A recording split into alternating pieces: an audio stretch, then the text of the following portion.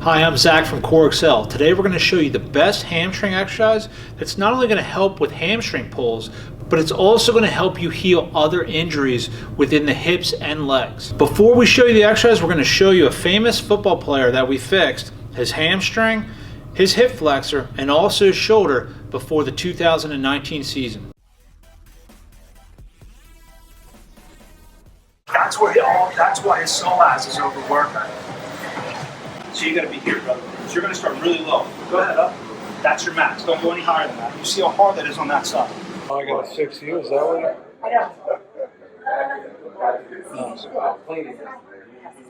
I feel like you're getting that. Yeah, exactly. Today, the Magic Man came and helped my guy out, so we're just going to keep progressing with it. Yes, sir. Special thanks to Steve Whitehead for setting up the training with Alshon. And if you guys ever get a chance to train with Steve, he's a great trainer, and I learned a lot from him for footwork and also for lifting. And before we show you the exercise, I want to talk to you a little bit more about the anatomy of the hamstring and also the hip flexor so that you can fully understand how to heal leg and hip injuries. So this exercise is the hamstring bridge, okay? It's going to work.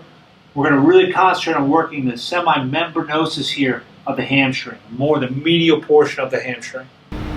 So right here, this is the semitendinosus, okay? We're going to be getting that, but we're really focused on right here underneath that, the semimembranosus of the hamstring. If we look here, see how it attaches right into the back of the knee here, okay? So if we're looking at hip extension, we hip extend here, okay? The main stabilizers for hip extension are going to be your adductors and also your glute medius and minimus. So if your glute medius and minimus are weak, every time you hip extend, it's going to put a lot of torque onto that bicep femoris here and cause it to pull. The same if we hip extend here, okay, and the adductors are weak, that's going to put a lot more pressure more into the medial portion on the semitendinosus of the hamstring, and that's what that can cause more of a high. You're going to see more of a high pull into that area right here if that groin is weak. Sometimes you're going to get a little lower, mostly high pulls. On top of that, if the semimembranosus is weak, that's what also is going to put even more pressure onto the semitendinosus and also the bicep femoris, causing more irritation and chance of pull. So as far as positioning with this, what I want you to do is I want you to get to 90-degree knee position with your legs. Now what I want you to do is move a quarter back from 90 degrees. So this is basically your start point here, okay? And what we're doing too with this is make sure this knee here it's going to be turned in towards the center of my belly button. So the base of the inside of the knee here is going to be right in line with the center of my belly button right here. This foot on here, if you're doing it correctly, it's going to be angled in like this.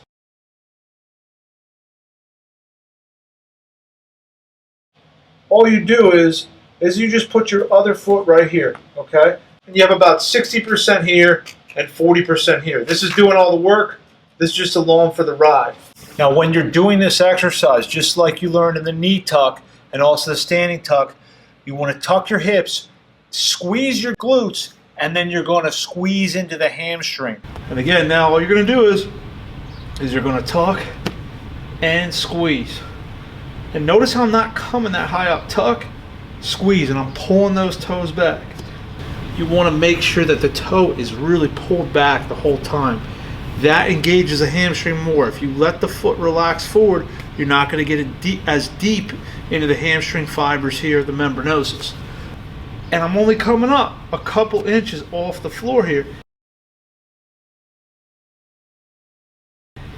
When you're first doing this, if you come up too high, what's going to happen is your foot's going to want to rotate out, and because you don't have the inside portion developed and you don't understand how to use your glutes, it's going to become much more dominant on the bicep femoris here. So always start low to develop. So just tuck and squeeze. And I'm making sure that foot stays in line with the knee.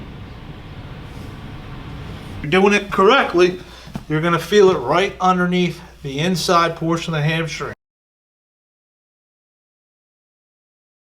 Now what you don't want to do is when you're coming up, Some people will allow their knee will come in, but their toe will actually rotate out this way. Okay, that's what you don't want to do.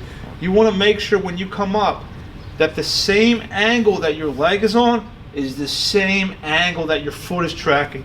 You don't want to be out here like this as you come up. So I'm going to show you some of the foot positioning here with the leg that you're not using, the supportive leg. I'm going to show you some different levels to that. When you're first starting out, you want to just have your whole foot on here, okay? As you get better, what you want to do is you want to move this toe down here. So just like your big toe is just resting there, and it's just being very light just to keep balance. I don't like training athletes when I do this to not have some kind of support. We're always having some kind of support here because that just allows you to squeeze in deeper into the butt and into the hamstring. But we are going to show you how to test with the foot off, but we're always training with the foot on. It's just a better way to do it, and you're going to get better results with that rather than having the foot off. Now, if you want to test the athlete's strength, okay, and just see if they're really strong on this exercise, and also to see if they're ready for the next advancement, which is called the North Pole, and it's a very advanced hamstring exercise that we use when you get into sports training. But this is how you do it here, watch. It's the same thing here. We're going to take our ankle here, right to the center of the calf here, okay? And then we're just going to clamp and touch both. Make sure this stays in a nice angle here, okay? And now you're just going to come up, squeeze, lower, squeeze, lower, squeeze, lower. And if they can do 10 reps like that, maintain form, you don't see this foot turning out, you make sure that toes pulled back efficiently, okay? Then you know that they're ready then for the higher levels of sports training for the hamstrings. So most PTs and trainers, what they do is they'll do, different type of leg curling exercises with athletes for their hamstring, machine curling exercises with their hamstring. And there's nothing wrong with that. That's going to help develop the hamstring. But the most important thing for me when I'm trying to train an athlete and also rehab an athlete is I want to develop the connection between the glutes and the hamstring. And that's why this exercise is so effective, because it does just that and also trains that, specifically really isolates that medial rotator, the semimembranosus, which is neglected, and that can lead to numerous injuries as well. This exercise is the second exercise that we're showing you out of 5 hip exercises. We're not going to be putting the other 3 hip exercises out onto YouTube. And you can only get them by purchasing the Corrects 12 app. And Corrects 12 is 12 exercises to fix your entire body. But as far as the hips go, the other 3 exercises we're not going to show you. The first one it's called the groin clamp, okay? And what that does, it focuses on the medial rotation of the adductors, specifically the brevis and the longus. Then we have an exercise just for the glute max, but it ties the glute max together with the glute medius and minimus and eliminates the compensations.